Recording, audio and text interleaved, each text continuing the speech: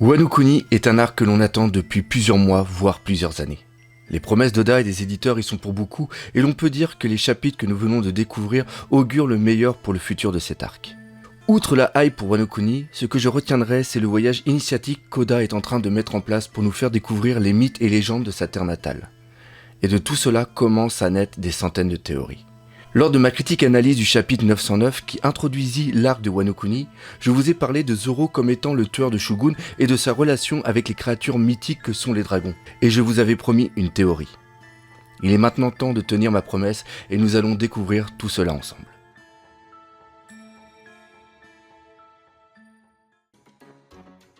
Nous avons tous tendance à nous focaliser sur Luffy et le but de sa vie, à savoir devenir le seigneur des pirates. Mais il ne faudrait pas non plus négliger son équipage. Bien qu'ils aient tous rejoint le Merry puis le Sunny dans le but commun de faire de leur capitaine le seigneur des pirates, il ne faut pas oublier qu'ils ont aussi rejoint cette aventure afin de réaliser leurs rêves respectifs, dont l'un des passages les plus emblématiques est la promesse qu'ils se sont faite sur le tonneau avant de prendre le cours de Rivers Mountain.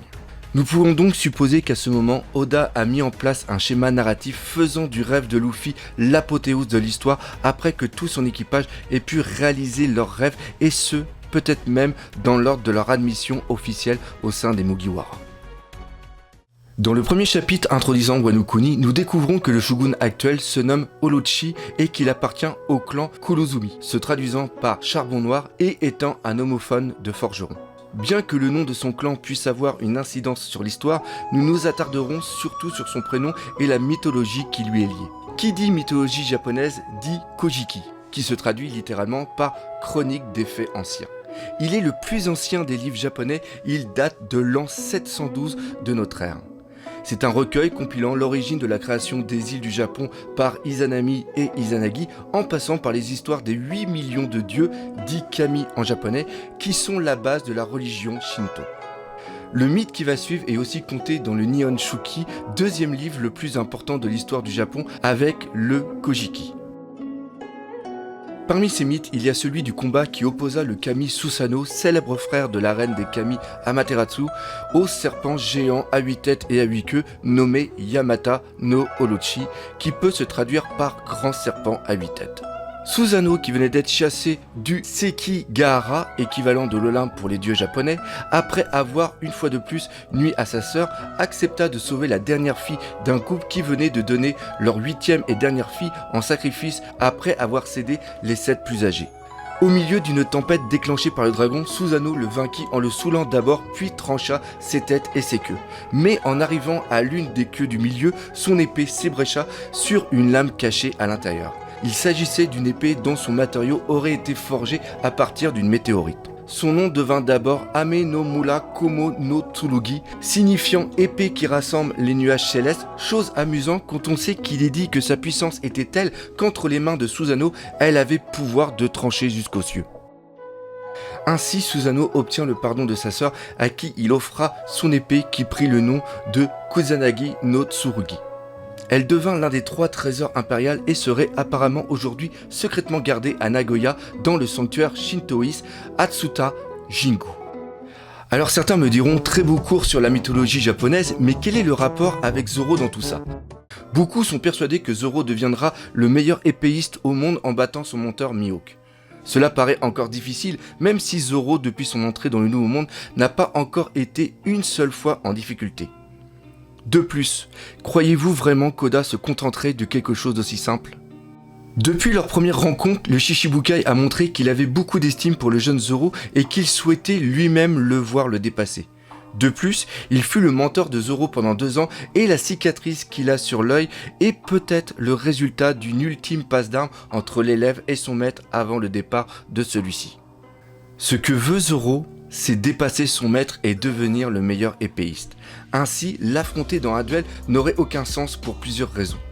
Premièrement, il subsisterait dans la tête des fans, mais surtout celle de Zoro, le fait que peut-être Œil de Faucon aurait fait exprès de perdre.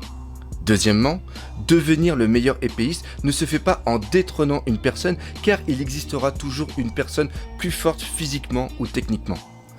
On devient le meilleur en accomplissant l'impossible. Ainsi, le moyen qu'ait Zoro pour devenir le numéro 1 serait de réaliser quelque chose qui est impossible pour Mihawk, même à l'apogée de son talent.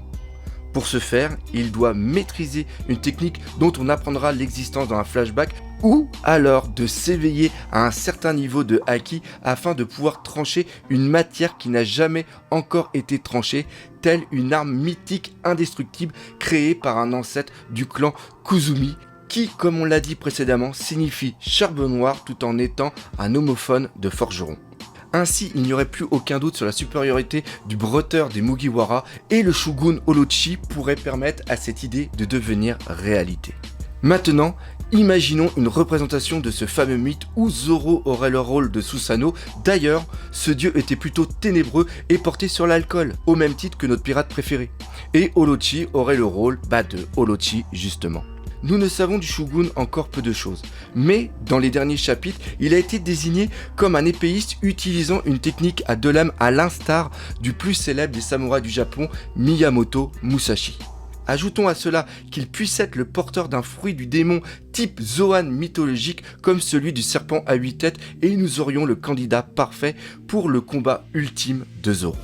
Imaginons un duel en deux temps, où premièrement Zoro prend l'ascendant sur Orochi dans sa version humaine, mais ce dernier décide de récupérer une épée qu'il garde secrètement cachée, le Kusanagi, puis se transforme en un monstre immense déclenchant une tempête rassemblant les nuages. N'oublions pas le premier nom de l'épée, épée rassemblant les nuages célestes, et plonge ainsi Wano Kuni dans les ténèbres.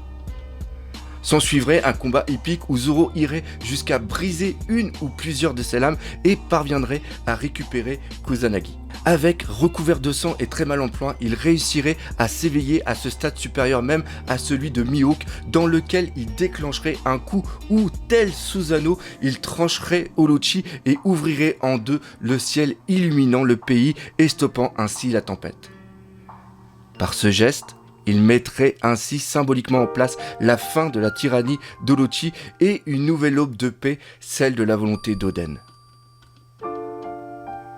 Alors, il aura surpassé Mihawk, mais surtout, il aura tenu la promesse à l'origine de son rêve qu'il fit enfant devant la tombe de Kuina.